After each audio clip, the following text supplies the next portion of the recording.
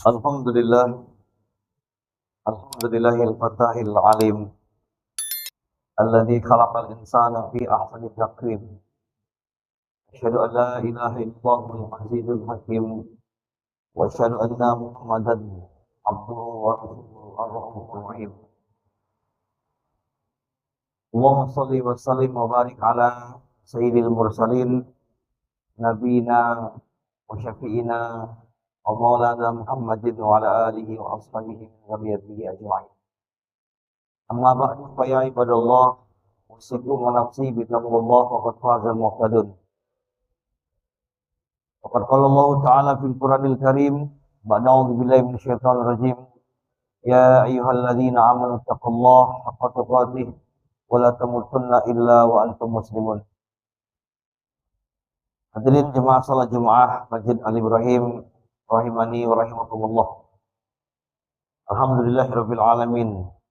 Segala puji bagi Allah yang masih memberikan kita sebaik-baik ketetapan, yaitu beriman kepada Allah Subhanahu wa taala.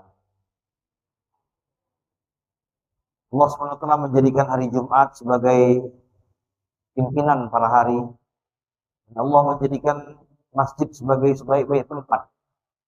Dan Allah menjadikan salat sebagai sebaik-baik perintah.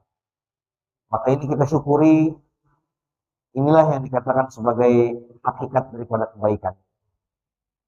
Ini pun merupakan daripada takwa kita kepada Allah. Hadirin jemaah rahimakumullah. Allah Subhanahu wa taala telah menjadikan Al-Qur'an sebagai sumber ilmu dan pelajaran terbaik. Dalam surat Yunus 57, Allah Ta'ala berfirman, Ya ayyuhan nas, qad ja'atkum mau'izatun min rabbikum. Wahai manusia, sungguh telah datang pelajaran dari sisi Tuhan kalian. Agak berbeda kata ulama dengan perintah amal yang lain. Kalau amal puasa, maka Allah hanya memanggil orang beriman. Ya ayyuhalladzina amanu kutiba alaikum syiyam. Begitu juga sholat, Allah panggil untuk orang-orang beriman. Inna sholata kanat al mu'minin kitaban mawqutan. Tapi ketika Allah memanggil yang berkaitan dengan Quran, Allah memanggil dengan lafaz wahai manusia. Artinya yang mengaku sebagai manusia, pelajarannya adalah Al-Quran. Dan sudah terbukti para mu'alaf baik dari golongan awam maupun pendetanya interest atau terkesan dengan Quran, dengan Islam, karena tidak ada yang bertentangan dengan ilmiah. Hadirin jemaah rahimakumullah, di dalam satu ayat Al-Quran yang dikenal dan digelari oleh ulama sebagai doa sapu jagat, Allah merintahkan kita untuk minta kebaikan dunia dan kebaikan akhirat. Rabbana atina fid dunya hasanah wa fil akhirati hasanah wa qina adzabannar. Minta kebaikan dunia, minta kebaikan akhirat, dan minta dilindungi daripada azab neraka. Termasuk bagian besar ulama memberikan tafsir kebaikan dunia, kata ulama adalah kafa'ah wal barakah fil kasbi wa ta'ami. Kebaikan dunia adalah merasa cukup dan berkah di dalam mengambil harta dan bagaimana mengelola harta.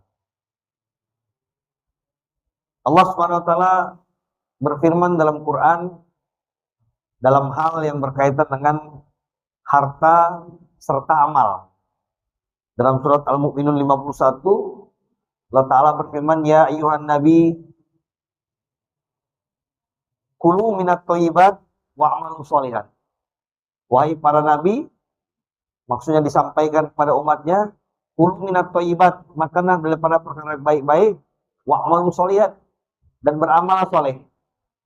Ini kata ulama, penjelasannya artinya itisol. Orang tidak akan bisa beramal soleh kecuali dia makan dan mencari rezeki daripada hal-hal yang baik-baik. Kayak kata guru kami dulu di pesantren, kalau ada orang yang hari ini masih susah bangun subuhnya, maka coba perhatikan daripada rezekinya dari mana. Karena perintahkan makan daripada perkara baik-baik dan beramal soleh. Dan amal soleh yang paling tinggi setelah iman adalah sholat. Dan sholat yang paling tinggi nilainya adalah sholat subuh. Di hari ini kalau ada orang yang sholatnya masih tidak benar, maka perhatikan, mungkin rezekinya atau bisa dipastikan rezekinya syubhat atau bahkan haram. Karena ayat ini istisol. Tapi hadirin, 14 abad yang lalu Nabi sudah kabarkan akan ada kepastian orang-orang yang tidak memperhatikan bagaimana cara dia mencari rezeki. Dalam hadis Imam Bukhari, Rasulullah SAW bersabda, ya'ti 'alan nas zamanun la yubali al-mar'u ma akhadha minhu, amman halala, amman harama. Kama qala Nabi SAW. Akan datang manusia satu zaman nanti, kata Nabi, orang yang tidak lagi mempedulikan hartanya, amman halala, amman harama, mau halal, mau haram. Dan hari ini sudah terjadi, hadirin. Sebagian orang yang berputus asa sampai mengatakan, Ustadz, sekarang ini jangankan cari yang halal, cari yang haram aja susah. Ini sifat ayas, sifat orang-orang yang berputus asa. Maka jemaah sekalian, rahimakumullah, salah satu pimpinan Khalifah Umar bin Abdul Aziz telah memberikan nasihat mengenai bagaimana hidup kita agar merasa qanaah. Apa kata beliau? Wa usikum la tudayyinu walau labistum al-ba'ata wa inna dain dhillun bin nahar wa hum bil lail. Apa kata beliau? Aku wasiatkan kepada kalian untuk tidak berhutang. Meskipun kalian merasakan kesulitan, karena sungguhnya utang adalah kehinaan di siang hari dan kesengsaraan di malam hari. Maka hadirin, kita lihat hari ini bagaimana utang yang berbunga sudah tidak dianggap dosa. Riba, yang kata Nabi, asyaddu minaz zina. Orang pelaku riba lebih berat dosanya daripada berzina. Dalam tafsir dikatakan daripada berzina dengan ibu kandungnya. Tapi hari ini kita lihat di kalangan ASN, PNS lebih dari 90%, SK pengangkatannya dibangkan dan itu diribakan. Dan hari ini yang jadi musibah, orang-orang yang melakukan transaksi itu tidak merasa dosa. Belum lagi yang pinjolnya. Bagaimana kita lihat transaksi sudah ratusan triliun. Begitu banyak bunuh diri, begitu banyak kasus-kasus yang lain. Maka jemaah sekalian rahimakumullah, ini berawal daripada sifat tamak. Sifat tidak pernah puas, yang ambisinya tidak akan habis. Dalam hadis Nabi SAW bersabda, "Laukana libni Adam wadiyani minadz zahab, la ahabba ayyakuna lahu thalathun la yamla'u fahu ila turabun." Apa kata Nabi? Andai anak Adam memiliki dua lembah emas, niscaya dia akan mencari lembah emas yang ketiga. Wala yamla'u, dia tidak akan pernah puas fahu ila turab, kecuali mulutnya disumpal dengan tanah. Para jemaah sekalian, kalau ada yang mengatakan banyak dengan cukup, itu tidak ada hubungan. Karena hari ini yang sudah banyak harta, malah terus mencari harta. Orang-orang yang hari ini memakai rompi kuning, tahanan KPK, dan rompi orange, rompi ungu, tahanan Kejati atau kejaksaan, itu orang-orang yang nominal hartanya sudah cukup. Bahkan yang lagi heboh sekarang ini, orang-orang yang tidak cukup harta, dia kuras harta negara 1 miliar satu hari. Jadi kalau dikatakan, Ustadz nanti kalau ada orang uang banyak akan cukup, tidak. Yang mencukupi kita adalah takwa. Dalam At-Tolak ayat 3 Allah Ta'ala berfirman, "Wa may yatawakkal 'ala Allah fa huwa hasbuh." Orang yang bertawakal kepada Allah, maka Allah akan cukupkan kehidupan. Maka jemaah sekalian, rahimakumullah, akramakumullah, ini sikap hati kita. Qanaah, Imam Syafi'i mengatakan, ma huwal istighna? Al-istighna minhu, al-istighna tab'id, laisa minhu. Orang yang cukup itu apa kata Imam Syafi'i? Orang yang menjauhi sejauh-jauhnya segala keinginan. Sampai dikatakan oleh ulama, qalilum min rizqikum, sedikit daripada harta kalian, kalau untuk keperluan hidup pasti cukup.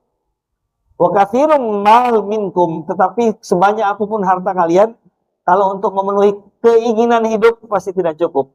Maka hadirin, yang bikin kesusahan hati kita ini bukan keperluan hidup, tapi keinginan hidup. Coba tanya sama mereka-mereka yang hari ini di pesantren LP Raja Basa. Ketika kami mengajar 5 tahun di sana, semua kami tanya rata-rata untuk keinginan hidup, bukan keperluan hidup. Pingin mobil yang lebih baru, pingin pangkat yang lebih tinggi, pingin rekening yang lebih tinggi lagi.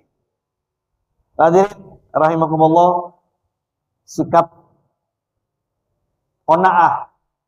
Bagaimana caranya? Kata Rasulullah, kamu lihat yang bawah. Pahami bahwa rezeki kita ini bukan hanya apa yang datang. Kata ulama, rizku kismani. Rizki itu dua. Yang datang, yang kedua mayudfa. Apa yang terhindar. Kita hari ini mungkin tidak ada rekening yang datang 50 juta per bulan. Tapi alhamdulillah kita terhindar dari penyakit yang 50 juta. Kalau berobat biayanya lebih dari 50 juta sebulan. Kami sudah 2 bulan ini bolak-balik ke Rumah Sakit Darmais Kanker Jakarta.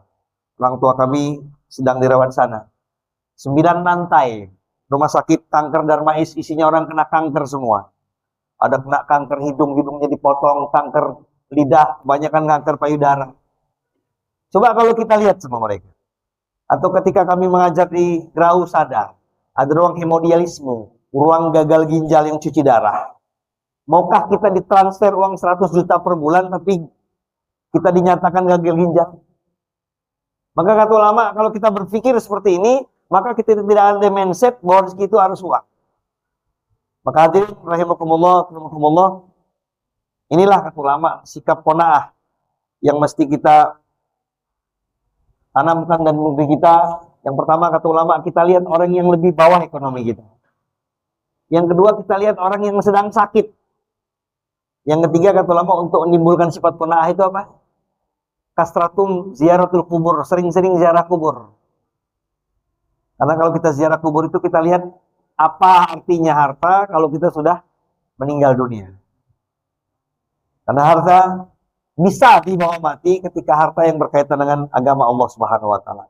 Pahami kata ulama bahwa tanda barokah adalah cukup, dan cukup tidak ada kaitan dengan jumlah, tapi barokah adalah kaitan dengan istiqomah. Barakallahu li wa lakum fil Qur'anil azim, wa nafa'ani wa ikum bima fihi min ayati wa dzikril hakim. Taqabbala minna minkum tilawatahu innahu huwas samiul alim. Bismillahirrahmanirrahim. Qul huwallahu ahad. Allahus samad. Lam yalid wa lam yulad wa lam yakul lahu kufuwan ahad.